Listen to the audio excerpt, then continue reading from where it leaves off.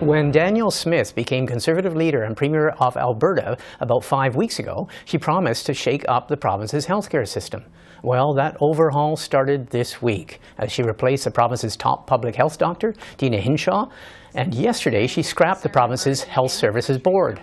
She has also promised that there will never again be vaccine or mask mandates in the province, and Danielle Smith says the changes are just starting. To look at it all, I'm joined by freelance political commentator Graham Thomson. Graham Thomson, thanks for joining us. My pleasure. Okay, let's go through. I just gave the headlines about the two big changes already this week, and that is basically replacing Deena Hinshaw and also scrapping the 12-member public services, the Health Services Board, replacing them with an administrator. Describe a bit what's behind these changes. Yeah, this is interesting because there's two ways of looking at this. One is that Albertans are really worried about healthcare. It's a big issue. It's a big issue across the country. When it comes to Alberta politics, number one issue is healthcare, protecting the healthcare system. Number two is affordability, but number one is healthcare. And Smith is going to try and tackle things like reducing the wait times for emergency care in hospitals and surgery times and ambulance as well. People say, yeah, good idea. The thing is, a couple of things. The AHS is already working on that. And she's blowing up AHS, bringing in Dr. Howell to look at this, improving the system in the next 6 months. That's just ahead of the next provincial election. People are saying, yeah, we should be looking at this. The thing is, a couple of things. First of all, we've been down this road a number of times, and specifically dealing with 9 years ago, the Premier at the time, Alison Redford, fired AHS, brought in Administrator Dr. John Cowell, the same guy who's now in charge, to fix the system. And at the time, Danielle Smith was the opposition leader for the Wildrose and said this was just cosmetic changes, just political theater, firing AHS and bringing in Dr. Cowell. She's done the very same thing, expecting to get better results this time around. So people do want things to improve.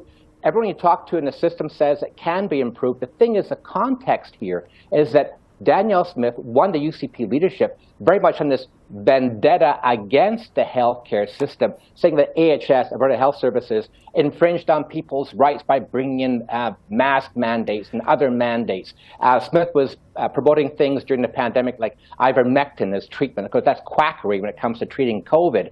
And she has been very much running the leadership campaign that she won, of course, last month, on this idea of getting back at AHS and punishing them for infringing on people's rights. Her first day as Premier, at that news conference, she said that people who willfully were unvaccinated faced the most discrimination of anybody she's ever seen in her 50 years on this planet. So she is very much in this vindictive mode, and here she is firing Dr. Hinshaw, this week Chief Medical Officer, and also then firing the AHS board, just saying, I'm doing this to actually help improve things. But the context is, this is how she won the leadership race, by being very vindictive and vengeful against people that she says infringed on Albertans' freedoms. And that played to a certain base, like 42,000 people, made her the leader. So she's still playing to that very angry base who thought that COVID, and still think COVID is overblown, if not an actual hoax. Okay, I guess the other question is there another shoe to drop, though, in the sense that you mentioned the campaign to become Premier and become leader of the UCP.